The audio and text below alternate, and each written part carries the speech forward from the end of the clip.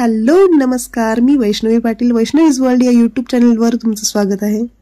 शाळेला सुट्ट्या लागलेल्या आहेत त्यामुळे आम्ही ट्रिप प्लॅन केली हैदराबादची। हैदराबाद तसेच नागपूर, ताडोबा वगैरे। महत्त्वाचं म्हणजे ही आमची अशी पहिली ट्रिप आहे ज्यात आम्ही ट्रेनने ट्रॅव्हल करतोय।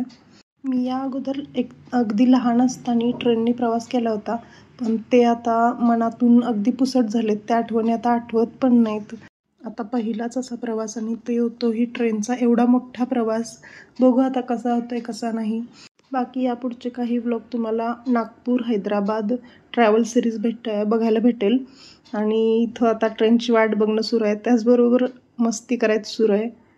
या ट्रेनचं तिकीट आमचं कन्फर्म नाही झालं, त्यामुळं आम्हाला थोडा वेळ असा ॲडजस्ट करत प्रवास करावा लागला। नंतर जागा TCने ॲडजस्ट करून दिली, त्यामुळं काही प्रॉब्लेम आला नाही। तुम्ही प्रवास करणार असाल तर 2-3 महिने अगोदर निवांत बुकिंग करून ठेवा। आम्हाला डेट माहिती नव्हती फिक्स सुट्टीची, त्यामुळं आम्ही अगोदर करू नाही शकलो। तरी बरेच दिवस अगोदर केली होती, पण नाही झालं। तसे ऐन टायमिंगला जर कुणी कॅन्सल केलं असेल तर TC आपल्याला ॲडजस्ट करून देतो। शक्यतो फॅमिली असेल तर ACचे बुकिंग करा, स्लीपरचे नका करू, खूप त्रास होतो। ACची बुकिंग फुल असल्यामुळं आम्ही करू नाही शकलो। प्रवासाने खूप थकून गेलो, त्यामुळे नंतर ब्लॉग नाही बनवला आणि डायरेक्ट मी तुम्हाला दुसऱ्या दिवशी भेटते। आम्ही पूर्ण आवरून वगैरे तयार होऊन बाहेर पडलो आहे। तर आम्ही 2 दिवसासाठी टॅक्सी बुक केली होती। एकतर ट्रेनने आलो होतो, त्यामुळं फिरण्यासाठी काहीतरी वाहन पाहिजे होतं, तर आम्ही टॅक्सी ठरवली। आम्हाला 7,500 घेतले त्यांनी आमचे 2 दिवसासाठी।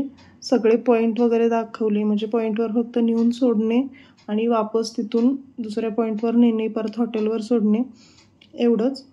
गाईड म्हणून नाही, पण पूर्ण वेळ पूर्ण दिवस तुमच्यासोबत टॅक्सी राहणार होती।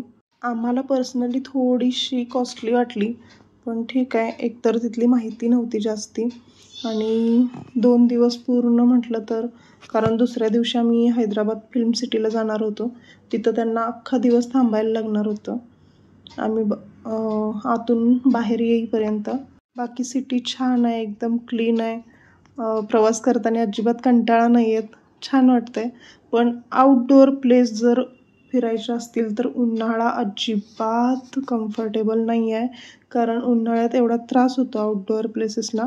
इनडोअरला काही वाटत नाही, पण आउटडोअर फिरायचं झालं तर गरमीचा खूप त्रास होतोय, त्यामुळं हिवाळ्यात आलेलं माझ्या मते बरं पडेल।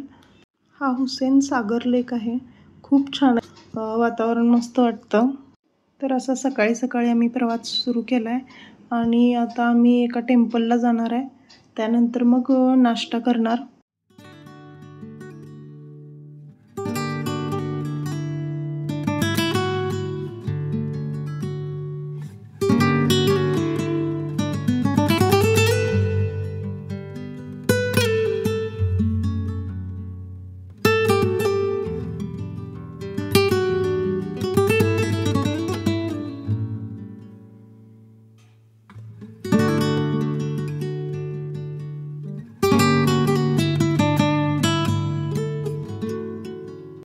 तर आम्ही पोहोचलोय बिर्ला मंदिरला, ज्याला लक्ष्मीनारायण मंदिर या नावानेही ओळखतात। इथे श्री विष्णूंची बालाजी रूपातील मूर्ती आहे। इथे खाली चपला काढून ठेवून मग वर जावं लागतं आपल्याला, आणि मंदिर एवढं सुंदर आहे। मोबाईलवर अलाउड नाही आहे, नाहीतर मी तुम्हाला दाखवलं असतं। एवढं छान नक्षीकाम केलेलं आहे, कोरीव काम केलेलं आहे त्याच्यावर, मस्त दिसायला मंदिर आहे आणि एकदम शांत वातावरण, खूप छान वाटतं मंदिरात। मंदिराच्या तिथून वरून आपल्याला सिटीचा छान व्ह्यू मिळतो आणि मस्त निळं आकाश, एकदम निसर्गरम्य असं मंदिर वाटतं। तर चला, या ट्रॅव्हल सिरीजचा पुढचा अगदी इंटरेस्टिंग व्लॉग बघायला अजिबात विसरू नका। तर चला, बाय, भेटूया परत नवीन व्हिडिओमध्ये।